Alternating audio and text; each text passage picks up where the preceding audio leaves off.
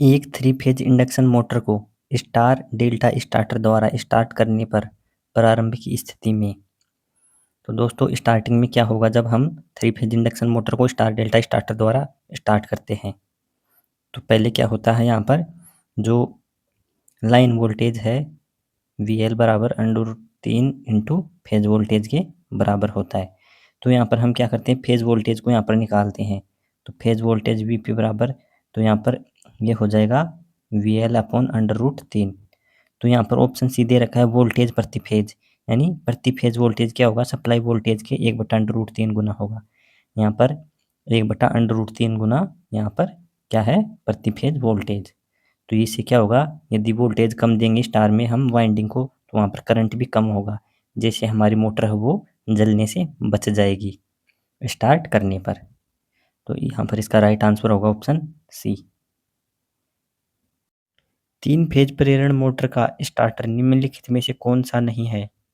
Option A है सीधे online starter, option B है star delta starter, option C है slip ring motor starter, option D है 3 point starter. तो दोस्तों जो 3 पॉइंट स्टार्टर है ये DC मोटर के लिए प्रयोग किया जाता है और जो ये तीनों स्टार्टर ये 3 फेज इंडक्शन मोटर के लिए प्रयोग किए जाते हैं। तो यहाँ पर ऑप्शन डी इसका राइट आंसर हो जाएगा। नेक्स्ट क्वेश्चन है 4 पोल मशीन का सिंक्रोनस स्पीड है। दोस्तों यहाँ पर पूछा है जो 4 पोल मशीन के लिए सिंक्रोनस स्पीड कितना होता है। तो इसके लिए फॉर्मूला प्रयोग करते हैं 120 इंटू एफ अपॉन पी। तो यहाँ पर 120 इंटू फ्रिक्वेंसी कितनी रखती है भारत में 50 हर्ट्ज। पोल यहाँ पर दे रखे हैं 4 तो यहाँ पर आएगा 1500 RPM। 1500 RPM इसका राइट आंसर हो जाएगा। तो ऑप्शन बी यहाँ पर राइट आंसर हो जाएगा। नेक्स्ट क्वेश्चन है एक त्रिकला का 440 वोल्ट 50 हर्ट्ज प्रेरण मोटर में 5% की स्लिप है, रोटर EMF की आवृत्ति होगी। तो दोस्तों यहाँ पर रोटर EMF की आवृत्ति पूछा है तो इसके लिए हम क्या करेंगे, हमको पता है रोटर फ्रिक्वेंसी निकालने के लिए हम क्या करेंगे स्टेटर फ्रिक्वेंसी यानी FS यानी स्टेटर फ्रिक्वेंसी इंटू स्लिप। तो यहाँ पर स्टेटर फ्रिक्वेंसी कितनी दे रखी है ये है 50 हर्ट्ज, स्लिप कितनी है यहाँ पर 5%। जब प्रतिशत हटाएंगे तो फोन में 100 लगाएंगे तो यहाँ पर इसका राइट आंसर आ जाएगा 2.5 हर्ट्ज। तो ऑप्शन सी यहाँ पर राइट आंसर हो जाएगा। नेक्स्ट क्वेश्चन है 3 फेज पिंजरी प्रारूपी प्रेरण मोटर के संबंध में निम्नलिखित में से कौन सा कथन गलत है। ऑप्शन ए है इसके रोटर के लिए कोई बाहरी कनेक्शन नहीं होता है, ऑप्शन बी है 3 फेज सप्लाई को इसके स्टेटर से जोड़ा जाता है, ऑप्शन सी है प्रत्यावर्ती चुंबकीय फ्लक्स उत्पन्न होता है, ऑप्शन डी है यह सस्ता होता है दृढ़ होता है और इसे कुशल देखभाल की आवश्यकता नहीं होती। तो दोस्तों यहाँ पर जो गलत कथन है ये क्या है, यह है ऑप्शन सी प्रत्यावर्ती चुंबकीय फ्लक्स उत्पन्न होता है। तो दोस्तों यहाँ पर जो चुंबकीय क्षेत्र उत्पन्न होता है वो होता है रोटेटिंग चुंबकीय क्षेत्र। तो यहाँ पर ऑप्शन सी इसका राइट आंसर हो जाएगा। नेक्स्ट क्वेश्चन है प्रेरण मोटर की सर्पण चाल की परिभाषा है। ऑप्शन ए है ध्रुवों के जोड़ों की संख्या डिवाइड आवर्ती, ऑप्शन बी है रोटर की चाल माइनस तुल्यकाली चाल, ऑप्शन सी है रोटर की चाल डिवाइड तुल्यकाली चाल, ऑप्शन डी है तुल्यकाली चाल माइनस रोटर की चाल। तो दोस्तों जो स्लिप होती है उसके लिए हम परिभाषा प्रयोग करते हैं, क्या होती है वो होती है तुल्यकाली चाल से रोटर की चाल को हम घटा देते हैं तो वहाँ पर क्या निकल के आ जाती है स्लिप निकल कर आ जाती है। तो ऑप्शन डी यहाँ पर राइट आंसर हो जाएगा। नेक्स्ट क्वेश्चन है सरल स्क्विरल केज मोटर का स्टार्टिंग बला गुण निम्न होता है, रोटर धारा में वृद्धि के साथ बढ़ता है, ऑप्शन सी है उच्च होता है, ऑप्शन डी है रोटर धारा में वृद्धि के साथ घटता है। तो दोस्तों इसका राइट आंसर होगा ऑप्शन ए। ये क्या होता है जो 3 फेज इंडक्शन मोटर होती है स्क्विरल केज इंडक्शन मोटर होती है इसका स्टार्टिंग टॉर्क निम्न होता है। नेक्स्ट क्वेश्चन है 3 फेज प्रेरण मोटर के प्रचालन का सिद्धांत बहुत कुछ निम्नलिखित के समान है, ऑप्शन ए है तुल्यकाली मोटर, ऑप्शन बी है विकर्षण स्टार्ट प्रेरण मोटर, ऑप्शन सी है लघुपथित सेकेंडरी वाला ट्रांसफार्मर, ऑप्शन डी है कैपेसिटर स्टार्ट प्रेरण रन मोटर। दोस्तों यहाँ पर ऑप्शन सी इसका राइट आंसर हो जाएगा। ये क्या बता रखा है यहाँ पर लघुपथित सेकेंडरी वाला ट्रांसफार्मर। जब हम ट्रांसफार्मर की सेकेंडरी वाइंडिंग होती है जो यहाँ पर दिखा रहा है, यदि इसको हम शॉर्ट कर देते हैं तो ऐसी कार्य विधि होती है 3 फेज इंडक्शन मोटर की। वहाँ पर क्या होता है, रोटर शॉर्ट होता है और जो उसका स्टेटर है 3 फेज इंडक्शन मोटर का, वो क्या किस भांति कार्य करता है वहाँ पर, वो ट्रांसफार्मर की प्राइमरी वाइंडिंग की भांति कार्य करता है और जो रोटर होता है वो शॉर्ट सेकेंडरी वाइंडिंग की भांति कार्य करता है। तो यहाँ पर ऑप्शन सी इसका राइट आंसर हो जाएगा। नेक्स्ट क्वेश्चन है, प्रेरण मोटर के साथ फेज एडवांसर का उपयोग खालिस्तान के लिए किया जाता है। ऑप्शन ए है शोर कम करने के लिए, ऑप्शन बी है शक्ति गुणांक बढ़ाने के लिए, ऑप्शन सी है कंपन कम करने के लिए, ऑप्शन डी है कॉपर क्षय कम करने के लिए। तो दोस्तों इसका राइट आंसर होगा ऑप्शन बी। यहाँ पर क्या होगा, शक्ति गुणांक बढ़ाने के लिए हम फेज एडवांसर का प्रयोग करेंगे। तो ऑप्शन बी यहाँ पर राइट आंसर हो जाएगा। दोस्तों यदि क्लास अच्छी लग रही है तो चैनल को सब्सक्राइब करें और शेयर करें। नेक्स्ट क्वेश्चन है, एक प्रेरक मोटर के शाफ्ट में असंतुलन खालिस्तान के कारण होता है। ऑप्शन ए है slip ring design, option B है वाइंडिंग की ओवरहीटिंग, ऑप्शन सी है असमान एयर गैप, ऑप्शन डी है असम संरचना। तो यहाँ पर पूछा है दोस्तों असंतुलन, यानी शाफ्ट में असंतुलन यानी शाफ्ट का थोड़ा थोड़ा हिलना, तो किस कारण हो सकता है, तो ये होगा ऑप्शन सी असमान एयर गैप के कारण। यहाँ पर ऑप्शन सी है ये राइट आंसर हो जाएगा। जब असमान एयर गैप रहेगा स्टेटर और रोटर के बीच तो वहाँ पर रोटर हिलने की कोशिश करेगा।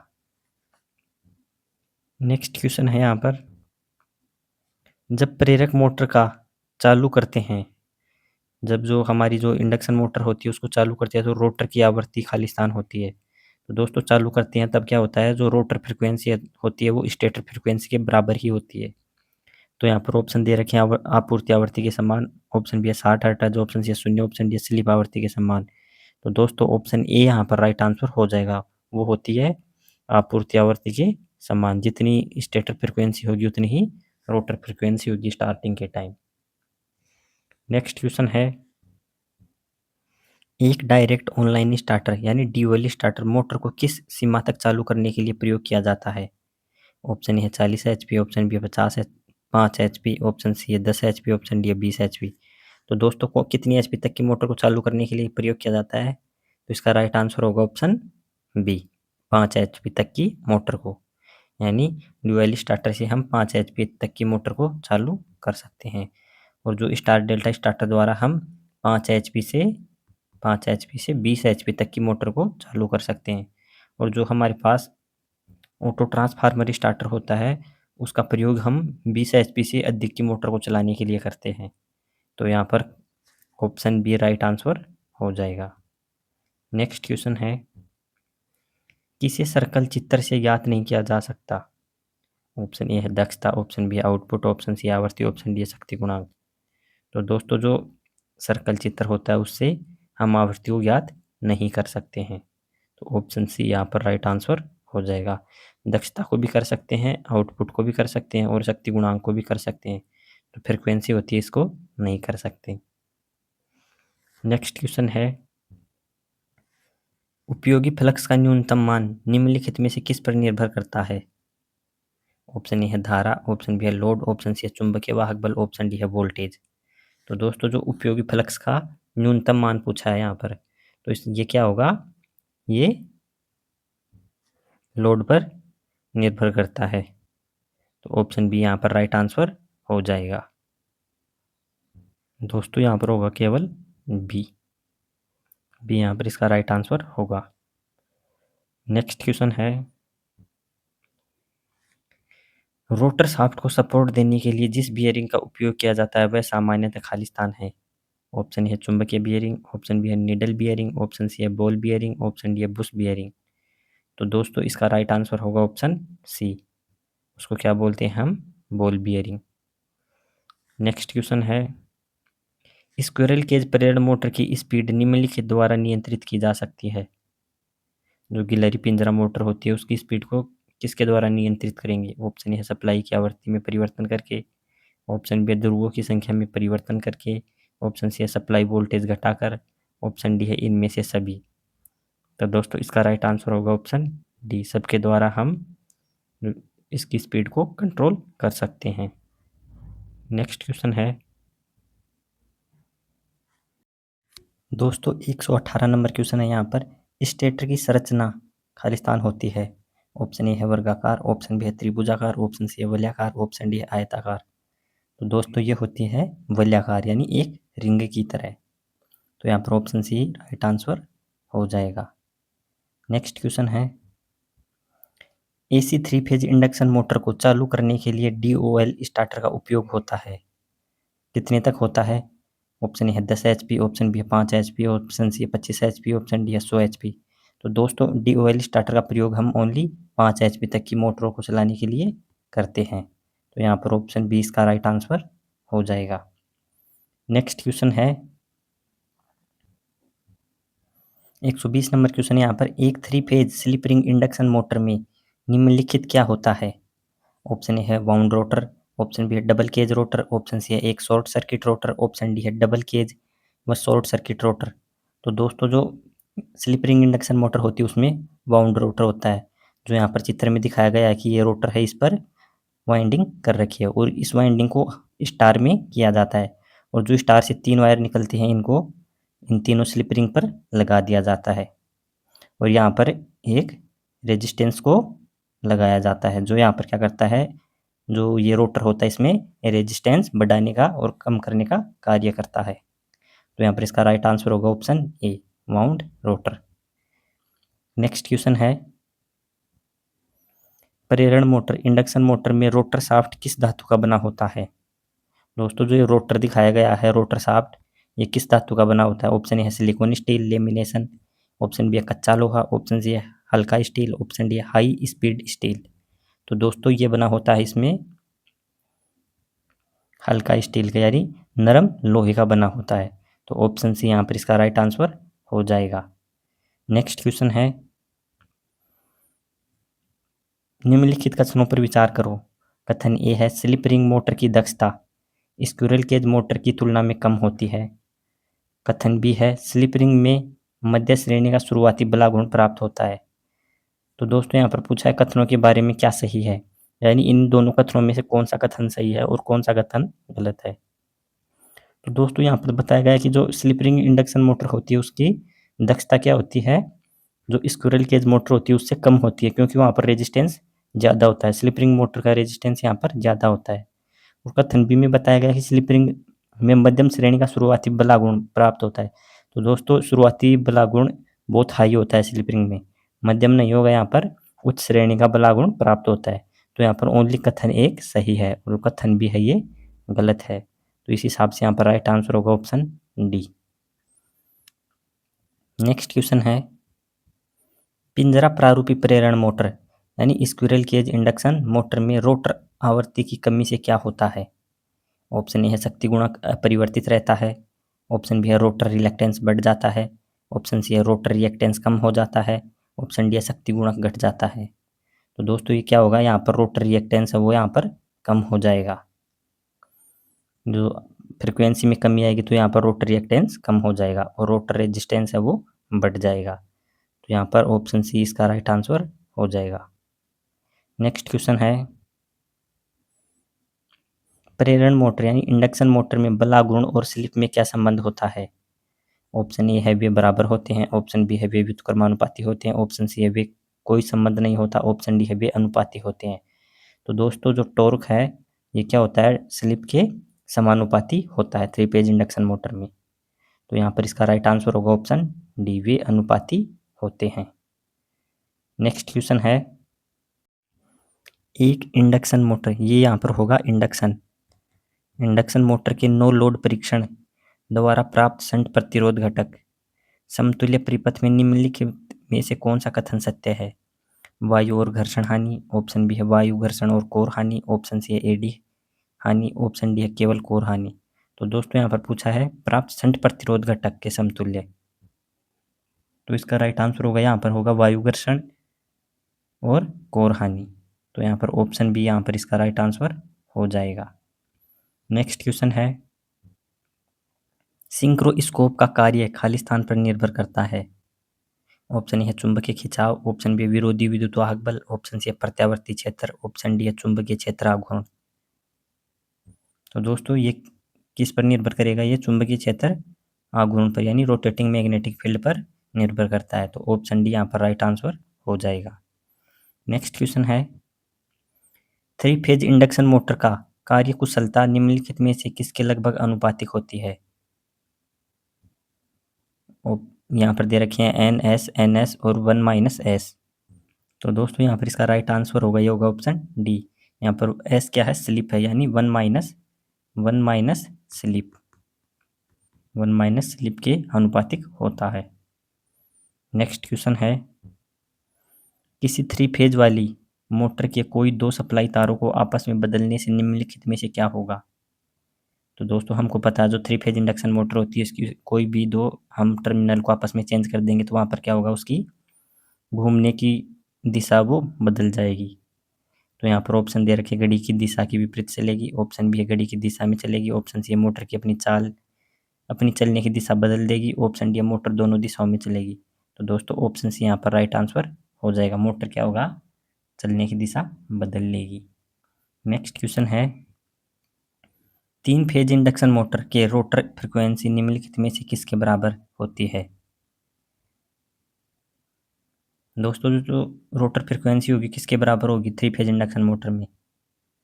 तो यहाँ पर दे रखा है स्टेटर फ्रीक्वेंसी प्रति स्लिप, ऑप्शन बी है स्टेटर फ्रीक्वेंसी, ऑप्शन सी है स्लिप, ऑप्शन डी है स्टेटर फ्रीक्वेंसी इनटू स्लिप। तो दोस्तों यहाँ पर पूछा है कि जो रोटर फ्रीक्वेंसी क्या होगी, तो हम रोटर फ्रीक्वेंसी को कैसे निकालते हैं, स्टेटर की जितनी फ्रीक्वेंसी है उसको हम स्लिप से मल्टीप्लाई कर देते हैं, तो वहाँ पर क्या निकल कर आ जाएगी, रोटर फ्रीक्वेंसी। तो यहाँ पर ऑप्शन डी राइट आंसर हो जाएगा। नेक्स्ट क्वेश्चन है, किसी इंडक्शन मोटर का रोटर क्यों तुल्यकालिक गति यानी सिंक्रोनस स्पीड पर नहीं चल सकता है। ऑप्शन है क्योंकि वायु घर्षण ऐसा करने से रोकता है, ऑप्शन बी है क्योंकि लेंज के नियम का उल्लंघन होगा, ऑप्शन सी है क्योंकि फिर रोटर टॉर्क शून्य हो जाएगा, ऑप्शन डी है क्योंकि इंडक्शन मोटर सिंक्रोनस मोटर बन जाएगी।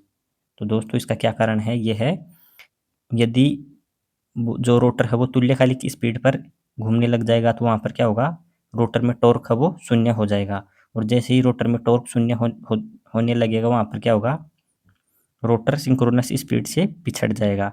इसी कारण वहाँ पर क्या होता है, रोटर हमेशा सिंक्रोनस स्पीड से पीछे चलता है। यहाँ पर सी में दे रखा ऑप्शन में क्योंकि फिर रोटर टॉर्क शून्य हो जाएगा। तो ऑप्शन सी यहाँ पर राइट आंसर हो जाएगा। नेक्स्ट क्वेश्चन है, 3 फेज DOL स्टार्टर में न्यूनतम कॉन्टैक्ट्स आवश्यकता क्या है। 3 NO, 4 NO, 3 NO और 2 NC, डी है 2 NO और 2 NC। तो दोस्तों यहाँ पर कितने DOL स्टार्टर कितने कॉन्टैक्ट की ज़रूरत होती है, कॉन्टैक्टर होते हैं, वो यहाँ पर 4 NO की ज़रूरत होती है। यहाँ पर हम क्या कर सकते हैं, यानी 3 तो फेज के लिए प्रयोग कर सकते हैं और 1 न्यूट्रल के लिए भी प्रयोग कर सकते हैं। इस प्रकार यहाँ पर 4 NO होते हैं। नेक्स्ट क्वेश्चन है, एक 3 phase slip ring induction motor में निम्नलिखित क्या होता है। ऑप्शन ए है वाउंड रोटर, ऑप्शन बी है एक short circuit rotor, option C है double cage rotor, option D है डबल केज व शॉर्ट सर्किट रोटर। तो दोस्तों इसका राइट आंसर होगा यहाँ पर ऑप्शन ए। यहाँ पर क्या होगा, स्लिप रिंग इंडक्शन मोटर में वाउंड रोटर होता है जो यहाँ पर चित्र में दिखाया गया है। इस पर भी वाइंडिंग लपेटी हुई होती है और इनको क्या किया जाता है, 3 स्लिप रिंग के द्वारा यहाँ पर शॉर्ट किया जाता है। यहाँ पर 3 फेज के लिए 3 स्लिप रिंग होंगी। नेक्स्ट क्वेश्चन है, स्टार्टर में 9 वोल्ट कॉइल का प्रयोजन क्या है। ऑप्शन है यांत्रिक शक्ति के लिए, ऑप्शन बी है 50% वोल्टेज कम करने के लिए, ऑप्शन सी है चुंबकीय प्रयोजन के लिए, ऑप्शन डी है 50% वोल्टेज बढ़ाने के लिए। तो दोस्तों जो 9 वोल्ट कॉइल होती है NVC, इसका प्रयोग हम क्यों करते हैं, चुंबकीय प्रयोजन के लिए। यहाँ पर क्या करना होता है, जो हमारे कॉन्टैक्टर हैं उनको होल्ड करके रखना होता है, तो यहाँ पर चुंबकीय प्रणाली काम में ली जाती है उनको होल्ड करने के लिए। तो ऑप्शन सी यहाँ पर राइट आंसर हो जाएगा। नेक्स्ट क्वेश्चन है, स्क्विरल केज इंडक्शन मोटर से यदि 2 रोटर बार खुला परिपथ वाली बन जाए तो रोटर कैसे चलेगी। ऑप्शन ए है शोर के साथ बहुत धीमी गति से चलेगी, ऑप्शन बी है शोर करेगी और चलेगी नहीं, ऑप्शन सी है शोर के साथ बहुत तेज गति से चलेगी, ऑप्शन डी है कतई नहीं चलेगी। यानी दोस्तों यहाँ पर दिखाया गया है कि जो रोटर बार है ये ओपन हो गई, 2 रोटर बार ओपन हो गए, तो यहाँ पर क्या होगा, मोटर हमारी है वो शोर के साथ चलेगी, लेकिन यहाँ पर धीमी गति से चलेगी, उसकी स्पीड है वो कम हो जाएगी। नेक्स्ट क्वेश्चन है, DOL स्टार्टर द्वारा शुरू किए जाने वाले किसी 3 फेज प्रेरक मोटर में परिपथ दोष यानी शॉर्ट सर्किट की विरुद्ध सुरक्षा किसके द्वारा दी जाती है? ऑप्शन ए है ओवरलोड रिले, ऑप्शन बी है प्रोटेक्टिव अर्थ कंडक्टर, ऑप्शन सी है बैकअप फ्यूज, ऑप्शन डी है नो वोल्ट कॉइल। तो दोस्तों यहाँ पर शॉर्ट सर्किट होगा तो यहाँ पर क्या होगा, मोटर का जो फ्यूज है वो उड़ जाएगा। तो यहाँ पर किसके द्वारा दी जाती है शॉर्ट सर्किट? फ्यूज के द्वारा, बैकअप फ्यूज के द्वारा। नेक्स्ट क्वेश्चन है, 3 फेज 400 वोल्ट 10 HP पिंजरी केज मोटर यानी स्क्वायरल केज मोटर के लिए फ्यूज की रेटिंग क्या है? ऑप्शन ए है 10 एम्पियर, ऑप्शन बी है 25 एम्पियर, ऑप्शन सी है 20 एम्पियर, ऑप्शन डी है 15 एम्पियर। तो दोस्तों 10 HP मोटर के लिए हम जो फ्यूज प्रयोग करेंगे ये 25 एम्पियर का प्रयोग करेंगे। तो यहाँ पर होगा right answer option B. Next question है, DC शंट मोटर की गति को फील्ड के माध्यम से नियंत्रित किया जाना चाहिए, ऐसी स्थिति में सबसे उपयुक्त स्टार्टर कौन सा है? Option A 3 point starter, option B 4 point starter, option C direct online starter, option D है 2 पॉइंट स्टार्टर। तो दोस्तों इसका राइट आंसर होगा ऑप्शन बी, यहाँ पर 4 पॉइंट स्टार्टर काम में लिया जाएगा। दोस्तों ये एक क्वेश्चन यहाँ पर DC मोटर का आ गया। नेक्स्ट क्वेश्चन है, किसी वाहन की प्रकाशीय प्रणाली में किस बल्ब में 2 तार होते हैं? ऑप्शन है डैशबोर्ड लाइट, ऑप्शन बी है साइड लाइट, ऑप्शन सी है हेड लाइट, ऑप्शन डी है टेल लाइट। दोस्तों इसका राइट आंसर होगा यहाँ पर ऑप्शन सी, हेड लाइट में। नेक्स्ट क्वेश्चन है, स्वचालित स्टार डेल्टा स्टार्टर में कितने कॉन्टैक्टर्स का उपयोग किया जाता है? ऑप्शन ए है 4 कॉन्टैक्टर, ऑप्शन बी है 1 कॉन्टैक्टर, ऑप्शन सी है 3 कॉन्टैक्टर, ऑप्शन डी है 2 कॉन्टैक्टर। तो दोस्तों यहाँ पर स्टार डेल्टा स्टार्टर में पूछा है तो यहाँ पर 3 कॉन्टैक्टर हैं वो प्रयोग किए जाते हैं। एक होता है हमारा मेन कॉन्टैक्टर जिसको हम मेन कॉन्टैक्टर बोलते हैं, दूसरा होता है हमारा स्टार का कॉन्टैक्टर और तीसरा होता है हमारा डेल्टा का कॉन्टैक्टर। तो यहाँ पर चित्र में दिखाया गया है, यहाँ पर है एक मेन कॉन्टैक्टर, एक है स्टार का और तीसरा है डेल्टा का कॉन्टैक्टर। नेक्स्ट क्वेश्चन है, स्लिप रिंग इंडक्शन मोटर में रोटर करंट फ्रीक्वेंसी निम्नलिखित में से किस पर निर्भर करती है? ऑप्शन ए है प्रेरक प्रतिघात पर, ऑप्शन बी है घूर्णक सुचालक पर, ऑप्शन सी है घूर्णक प्रेरक पर, ऑप्शन डी है स्लिप की मात्रा पर। तो दोस्तों जो रोटर करंट फ्रीक्वेंसी है ये हमेशा स्लिप की मात्रा पर निर्भर करती है। तो ऑप्शन डी यहाँ पर इसका राइट आंसर हो जाएगा। तो दोस्तों आज की क्लास यहीं पर हम ख़त्म करते हैं। यदि क्लास अच्छी लगे तो आपको चैनल को सब्सक्राइब ज़रूर करें। Thank you.